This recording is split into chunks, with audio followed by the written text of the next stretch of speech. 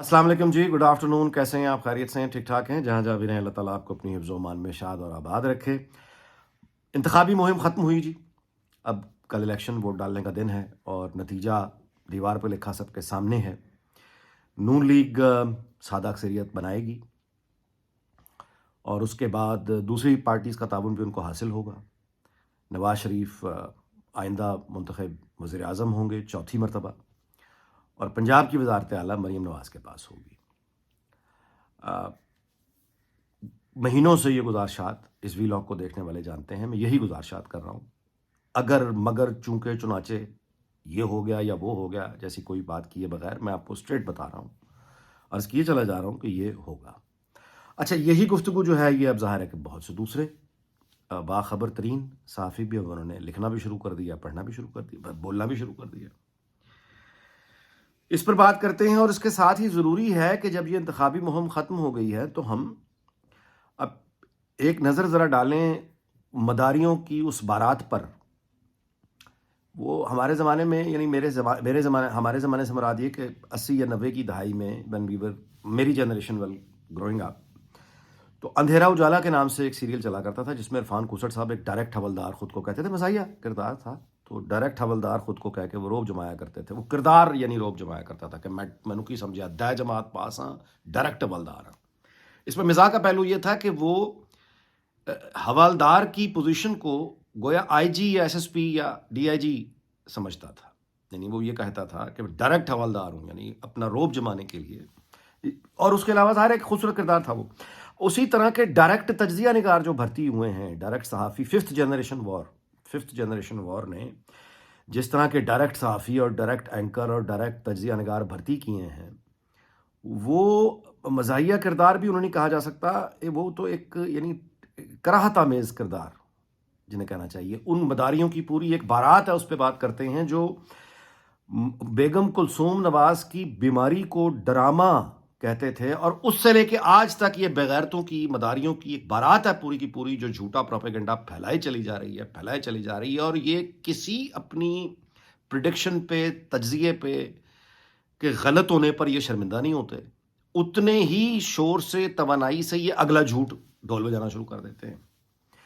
इनके नज़दीक नवाज शरीफ ने कभी वापस नहीं आना था,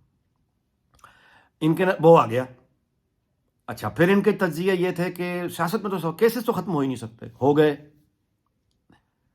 बजाय शर्मिंदा होने के इन्होंने कहना शुरू किया नाअहली तो खत्म नहीं हो सकती, हो गई। फिर उन्होंने ढोल बजाना शुरू किया इलेक्शन नहीं होंगे, हो रहे हैं, हो गए।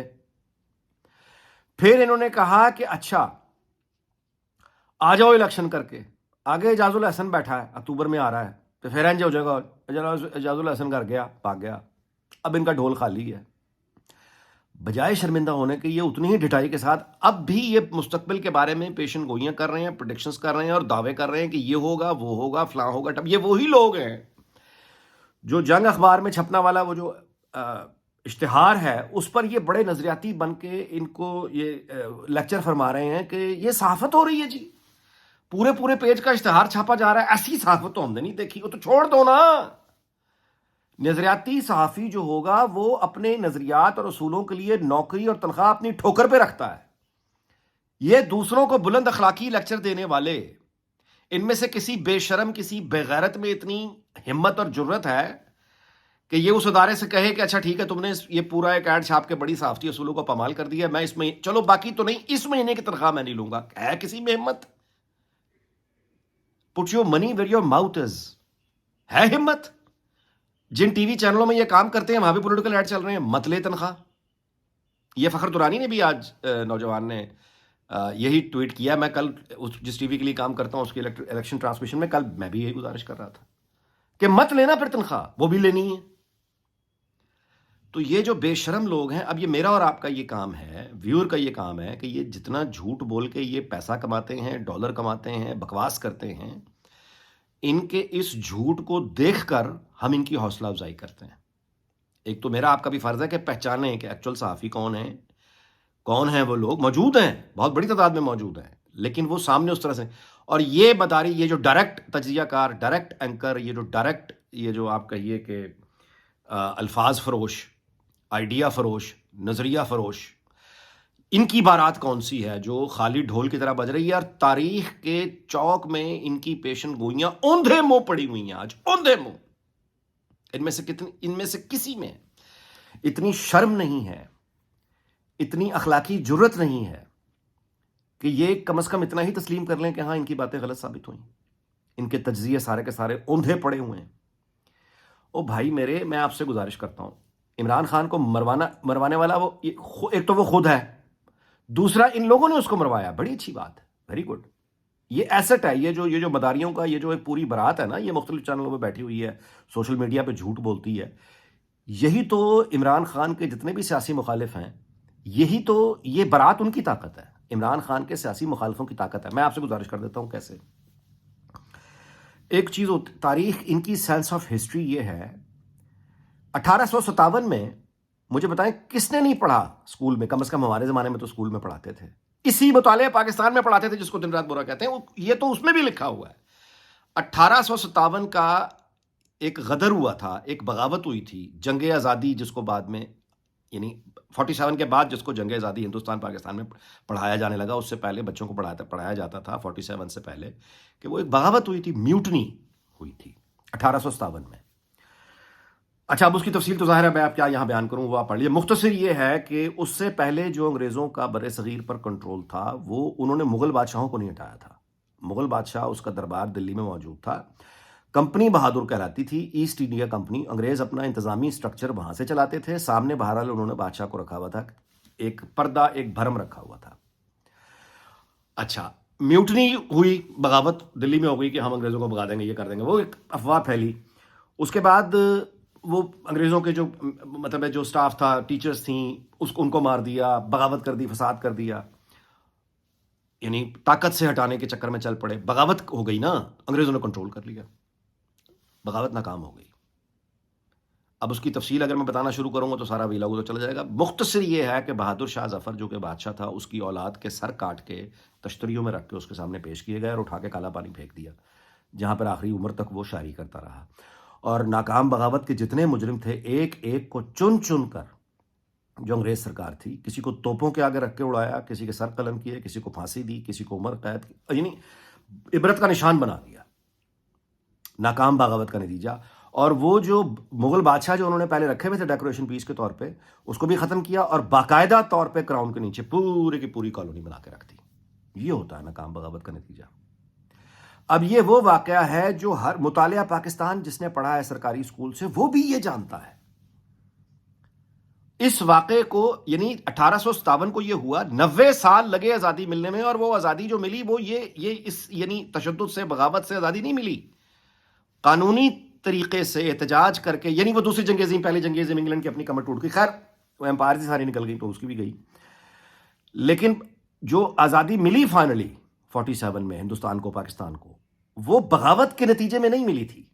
وہ کوئی ملیٹنٹ، یعنی اس طرح نہیں تھا جو چین میں ہوا تھا جیسے مثال کے طور پہ، وہ یہاں نہیں ہوا تھا. یہاں جمہوری طریقے سے آزاد ہوا تھا یہ ملک. ایکٹ آف پارلیمنٹ تھا برٹش پارلیمنٹ کا، جس کے بعد یہ آزاد ہوا. اب اس واقعے کو جو ہر بچے کے علم میں ہونا چاہیے، یہ بھلا کر ان کی سینس آف ہسٹری یہ ہے، یہ 9 مئی کرنے چل پڑے. آپ نے میری بات سمجھی؟ 9 مئی کرنے چل پڑے. اور اس کے بعد یہ تو پاکستان ہے، کھلا ڈولا ملک ہے. میں بار بار کہتا ہوں کھلا ڈولا ملک ہے. یہاں پہ تو کہتے ہیں کسی کو کچھ نہیں ہے، ہر کوئی آزاد ہے بکواس کرنے کے لیے اور ہر طرح کی حرکتیں کرنے کے لیے، حتیٰ کہ 9 مئی کرنے کے لیے. ان کو تو کہا ہی کچھ نہیں ہے رد عمل میں. یہ جن کے خلاف انہوں نے بغاوت کی تھی 9 مئی کی، یہ ان لوگوں سے اب تقاضا یہ کر رہے ہیں کہ آپ ہمارے ساتھ فیئر پلے نہیں کر رہے. آپ کو تو فیئر پلے کرنا چاہیے تھا. وہ یار، یہ ان کو کیا کہا جائے؟ یہ ساری برات، کسی کو شرم نہیں. وہ کر بیٹھے، اب یہ کہتے ہیں کہ ہم سے فیئر پلے، ہم سے نہیں ہو رہا، ہم سے یہ نہیں ہو. تمہیں ابھی تک توپوں کے آگے گلونی نہیں باندھا، دیوار کے ساتھ لگا کے فائرنگ سکواڈ کے سامنے کھڑا نہیں کیا. بغاوت، اور وہ بھی ناکام. یہ پاکستان ہی ہے جہاں اتنا کھلا ڈولا ہو رہا ہے کام، اور پھر بھی معافی ہے، معافی ہے، معافی ہے. اور کیوں معافی ہے؟ اس لیے کہ ریاست چلانے والے یہ جانتے ہیں کہ بہرحال اس افریت کو کھڑا کرنے میں کہیں نہ کہیں ہمارا کردار بھی تھا. یہ ایک اجتماعی گلٹ ہے یا احساس ہے، آف دیٹ ریئلائزیشن ہے کہیں نہ کہیں بیک گراؤنڈ میں، جو سختی اس طرح کی ہو نہیں رہی جو ناکام بغاوت والوں کے ساتھ کیا جاتا ہے، ان کے ساتھ بالکل نہیں ہو رہا. یہ ان کا فہم ہے، یہ ان کی سینس آف ہسٹری ہے، یہ ان کا ویژن ہے جس پر یہ چل رہے ہیں. کوئی ان میں شرمندہ نہیں ہے. میں اپنی ویلاگ گزارشات یہاں پہ ختم کرتا ہوں.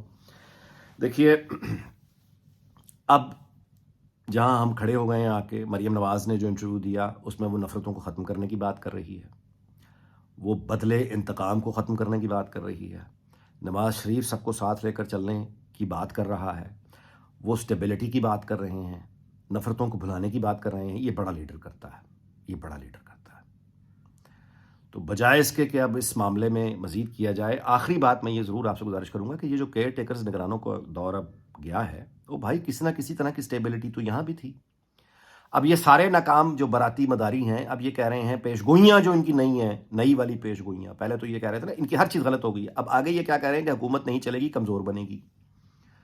ان عقل کے اندھوں سے کوئی پوچھے کہ ایک کیئر ٹیکرز نگرانوں کی اسٹیبلٹی چھوڑ کر ہم ایک الیکشن کے بعد اس لیے یہ سارے الیکشن ہو رہے ہیں اور ایک اسمبلیاں بنے گی کہ ہم انتشار کے دور میں داخل ہو جائیں؟ کیا یہ سب اس لیے ہو رہا ہے؟ بالکل نہیں.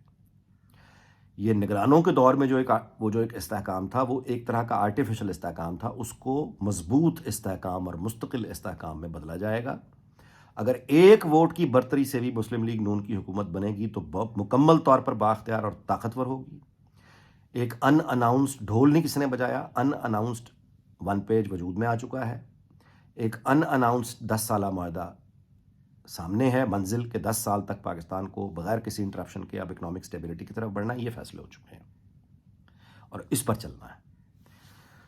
تو یہ جناب معاملہ ہے. یہ جتنے کہا کرتے تھے کہ یہ جو تجزیہ کار جی وہ نواز شریف نے اپنی سیاست ختم کر دی چوتھی دفعہ وزیر اعظم بننے کے لیے. نواز شریف نے اپنی سیاست ختم کر دی. یہ پہلے اس کو کہہ رہے تھے کہ نااہل ہوگا، وہ آئے گا نہیں، وہ وزیر اعظم نہیں بنے گا، جھوٹے پروپیگنڈے اس کے خلاف کیے، سب کچھ ان کا رہ گیا، وہ اس کے باوجود وزیر اعظم بننے جا رہا ہے. تو اب آخری بات یہ کر رہے ہیں کہ وہ نواز شریف نے سیاست اپنی قربان کر دی. رو رہے ہیں گویا یہ اس کے ہمدرد ہیں.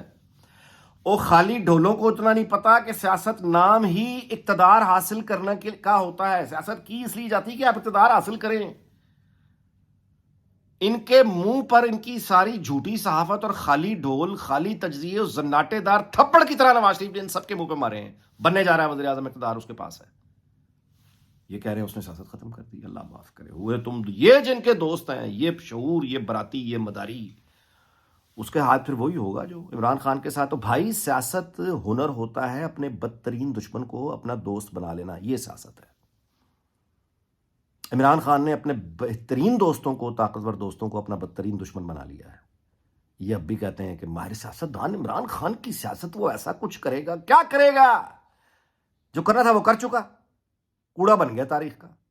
یہ پیچھے کھڑے ڈھول میں جا رہے ہیں بے شرم لوگ. اچھا جی، اس دعا کے ساتھ کہ اللہ تعالیٰ پاکستان، اس کے تمام ہمسایوں، دنیا بھر کو شاد اور آباد رکھے. آپ سے اجازت چاہتا ہوں، اگلے ویلاگ میں ملاقات ہوگی. اپنا بہت خیال رکھیے گا. اللہ حافظ.